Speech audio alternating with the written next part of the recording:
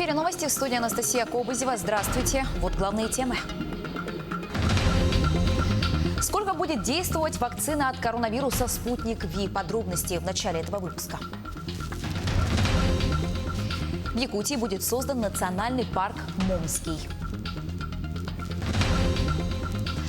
Какая ель в этом году получила звание самой красивой в Европе?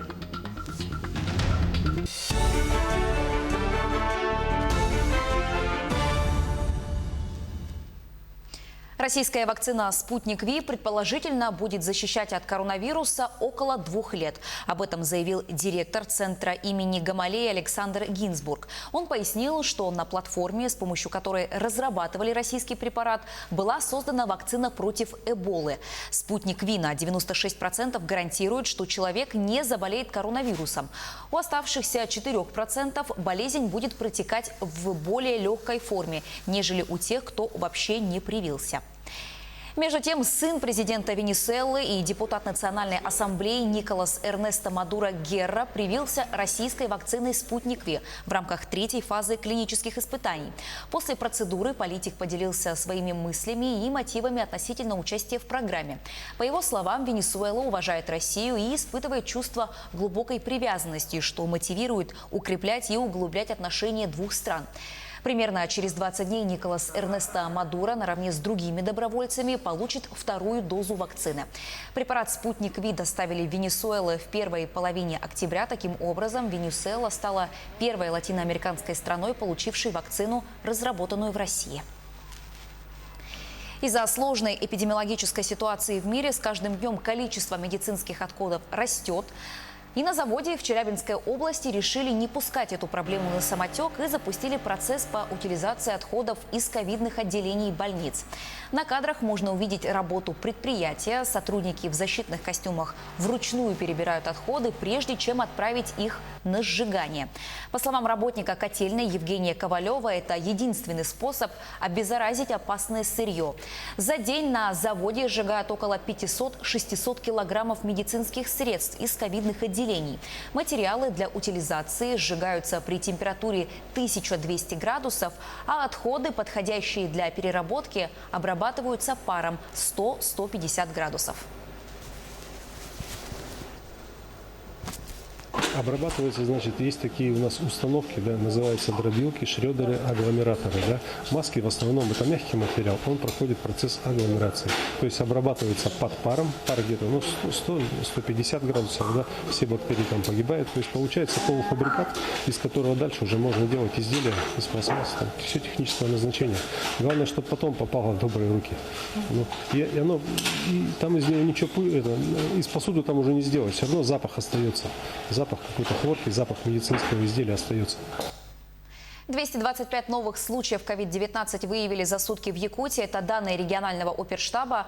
В столице региона зафиксировали 92 пациента с коронавирусом.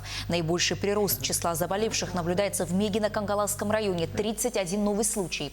А также в Алданском – 14 пациентов и Нерюнгринском районе – там 11 новых случаев.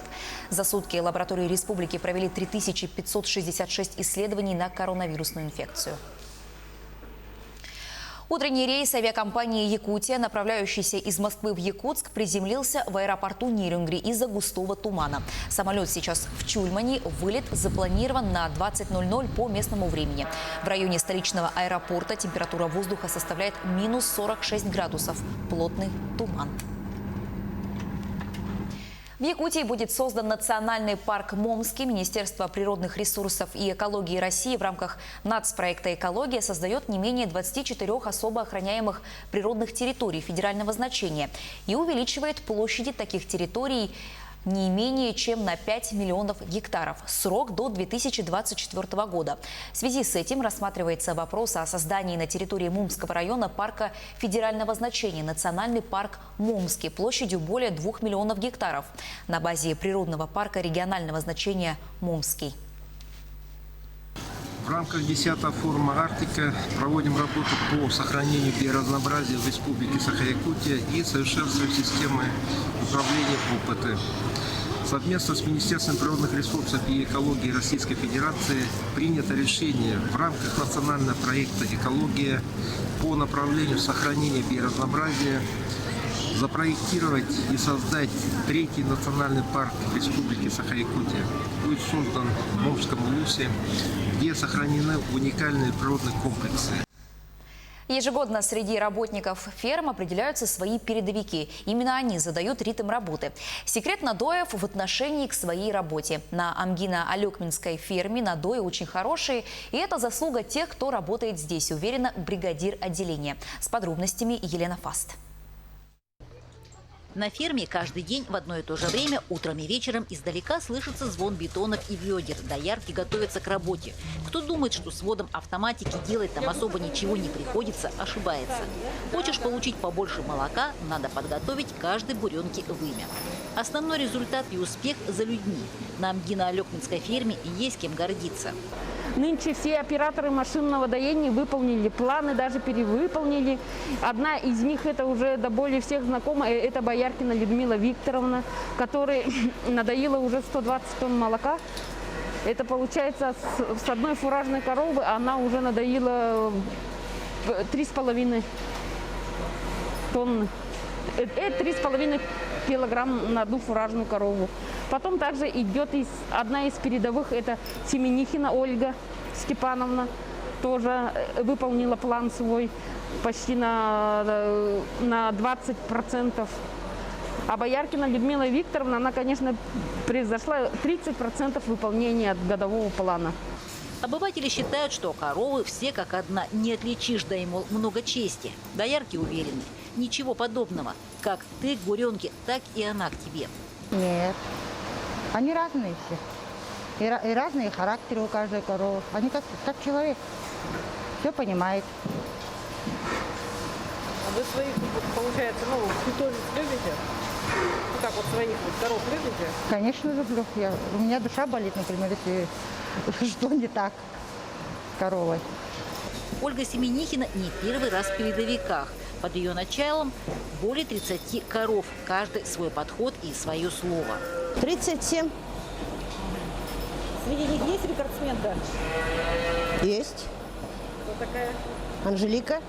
Анжелика. Ага. А она сколько дает сейчас? Ну, больше 4 тонн.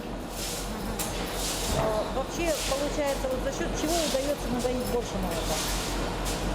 Ну, за счет раздоя, за счет кормов. Корм задать, подоить. За это время каждый из доярок успевает заметить, как дела у их подопечных.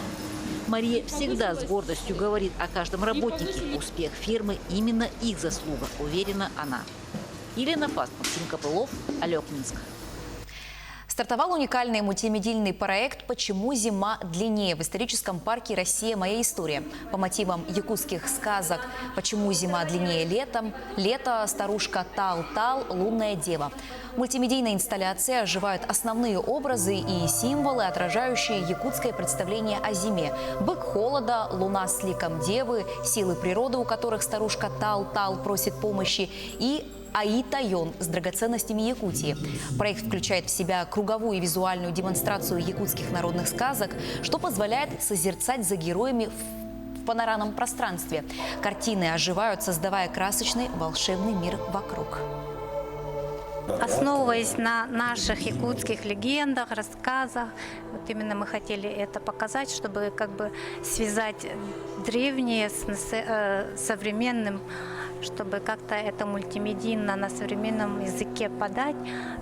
Вот такой вот проект сделали. Главная рождественская елка Вильнюса получила звание самой красивой в Европе по версии туристической организации European Best Destinations. На кадрах можно увидеть необычную красавицу в столице Литвы во всей красе. Ель сделана из металлических блоков с лампочками, зеркалами и живыми еловыми ветками. Такое креативное решение позволяет любоваться новогодним символом издали и сохранять безопасную дистанцию. Несмотря на современный вид, елка не теряет традиционного духа Рождества, чем и заслужила признание экспертов. Второе место в рейтинге заняла главная ель Страсбурга. На третьей строчке рождественское дерево из Праги. Всего организация выделила 19 елок из различных европейских городов, а также Киева и Тбилиси. Директор Спортивной подготовки сборных команд республики Леонид Спиридонов избран вице-президентом Федерации спортивной борьбы России. Выборы руководящих органов организации завершились накануне. Леонид Спиридонов – мастер спорта международного класса по вольной борьбе, уроженец Хангаласского района. Якутский борец является чемпионом Универсиады 2000 года и Азии 2006 года. Ранее работал тренером и замдиректора в школе высшего спортивного мастерства и в училище Олимпийского резерва. Якутянин Виктор Скрыбыкин стал чемпионом российских соревнований по стрельбе из лука на призы заслуженного мастера спорта СССР Владимира Ешеева и в Чите. В золотом финале якутянин встретился с международным мастером из Бурятии. Результаты спортсменов оказались равными. В итоге Виктор выиграл соперника в пристрелке. Его стрела оказалась ближе к центру мишени. При этом Виктор Скрыбыкин по итогам турнира был удостоен главного приза соревнований от организаторов Smart TV. Самое удивительное то, что 25-летний Виктор Скрыбыкин, страдающий ДЦП, впервые взял в руки лук всего 2 года назад. К этой минуте у меня пока вся информация. Оставайтесь с нами, берегите себя, носите маски, соблюдайте социальную дистанцию. Не переключайтесь.